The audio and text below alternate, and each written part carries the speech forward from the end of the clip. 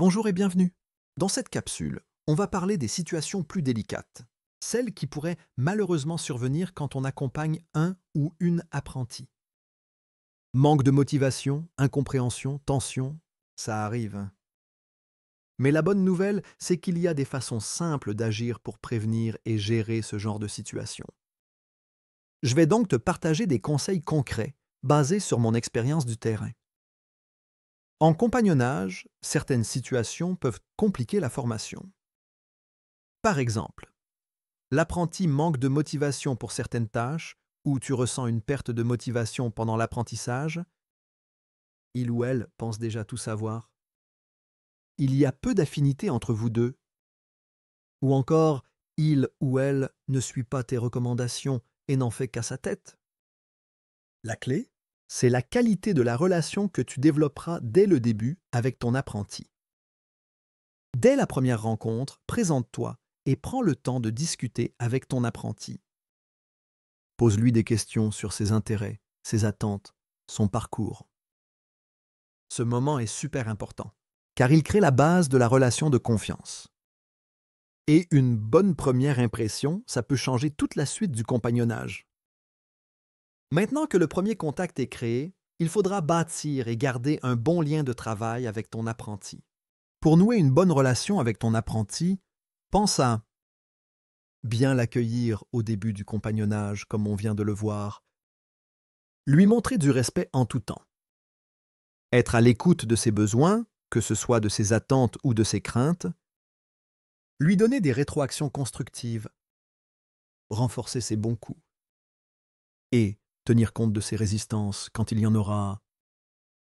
En résumé, ton soutien constant et tout au long de la formation fera toute la différence dans la relation que tu auras à tisser avec ton apprenti. Car il saura que peu importe la situation, il pourra compter sur toi pour l'écouter, le conseiller, le corriger ou encore le rassurer. Je sais que ça peut te paraître beaucoup de choses à retenir, mais ne t'inquiète pas, ça va se construire tout naturellement avec le temps. Maintenant qu'on a vu comment nouer une bonne relation de travail avec l'apprenti, il va falloir qu'il ou elle mette aussi du sien pour que l'apprentissage fonctionne. C'est-à-dire qu'il ou elle doit être et rester engagé. Ton rôle sera donc de lui apprendre un métier en lui transmettant tes connaissances et ton expérience, mais aussi de l'encourager à s'impliquer. Pour l'impliquer et le motiver, pose toujours une question engageante avant de commencer une tâche, du genre « Prêt à commencer? On y va ?» Tu verras, ce genre de petite phrase amènera un oui qui va tout changer pour ton apprenti, car avec cette simple question, il ou elle va se sentir impliqué et donc engagé dans son apprentissage. Aussi, tu devras aider ton apprenti à rester efficace au travail pour éviter qu'il ou elle ne se démotive. Pour ça, montre-lui comment garder ses connaissances à jour, être créatif dans son travail, gérer son stress ou encore à réagir aux imprévus. Je vais te donner quelques exemples pour que tu comprennes mieux comment aider ton apprenti à rester efficace et engagé. Commençons par apprendre à ton apprenti l'importance de garder ses connaissances à jour. Pour ça, il ou elle peut s'informer sur les nouvelles tendances, les nouveaux règlements, les nouvelles techniques, ou encore sur les nouveaux équipements, par exemple. Il faut que ton apprenti comprenne ici qu'une personne informée s'assure d'être toujours à l'avant-garde dans son domaine.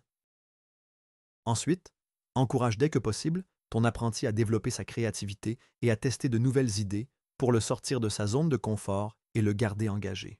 Par exemple, il ou elle peut mettre au point une nouvelle marinade pour les viandes ou les poissons, créer une décoration originale sur un gâteau ou encore inventer une nouvelle recette de pain. Et montre-lui qu'il est important de partager ses découvertes et ses créations avec les collègues pour qu'eux aussi aient envie de partager en retour. L'apprentissage, c'est encore meilleur quand c'est collectif. Ensuite et toujours, pour aider ton apprenti à rester efficace et qu'il ne se démotive pas, tu vas devoir l'aider avec sa gestion du stress. Un peu de stress, c'est normal, parfois même utile. Aide ton apprenti à trouver un équilibre entre le bon stress lié à un défi à surmonter et le mauvais stress qui peut être lié à une situation inconfortable. Pour ça, aide ton apprenti à identifier ce qui le ou la stresse, trouver des solutions au fur et à mesure que les problèmes se présentent, et ne jamais laisser une situation en suspens pour ne pas qu'elle prenne plus d'importance. Montre-lui qu'il peut demander de l'aide au besoin, comme à d'autres collègues d'expérience par exemple.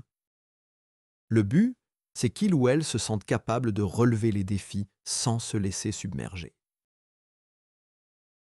Et pour terminer à l'aider à maintenir son efficacité, il faudra lui apprendre à réagir aux imprévus. Il n'y a rien à faire. Les incidents et les contretemps font partie du quotidien, et tu vas aider ton apprenti à développer des trucs pour y faire face et ne pas se laisser submerger. Pour réduire les risques d'être pris au dépourvu, apprends à ton apprenti à prévoir plus de temps que la normale pour toute nouvelle tâche et à toujours prévoir un plan B au cas où ça ne se passe pas comme prévu. Et en cas d'imprévu, apprends-lui à ne pas se mettre à paniquer, mais plutôt à prendre du recul et à faire le point sur la situation. Il ou elle pourra ainsi tirer des conclusions et éviter de reproduire son erreur une seconde fois. Ça sera une belle occasion pour ton apprenti d'apprendre autrement. Pour terminer à t'aider avec les situations difficiles, garde en tête que ton apprenti débute dans le métier et dans la plupart des cas, il n'aura que très peu de connaissances du domaine. Fais donc preuve de patience et de persévérance avec lui. Pour l'aider, répète l'information aussi souvent que nécessaire. La plupart des gens apprennent par la répétition. Répéter n'est donc pas un échec, mais une façon de t'assurer que l'apprentissage est bien acquis. Laisse-lui du temps aussi pour qu'il ou elle se pratique seul et accueille ses erreurs avec tolérance. Tu vas ainsi lui permettre de se pratiquer en toute confiance et de relever des petits défis par lui-même. Il ou elle pourra ensuite te poser des questions sur les tâches plus spécifiques.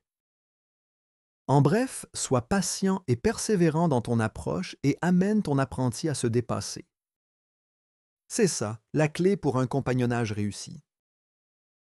Voilà, dans cette capsule, tu as vu comment prévenir les situations difficiles, mieux communiquer avec ton apprenti, et à le soutenir tout au long de son développement professionnel.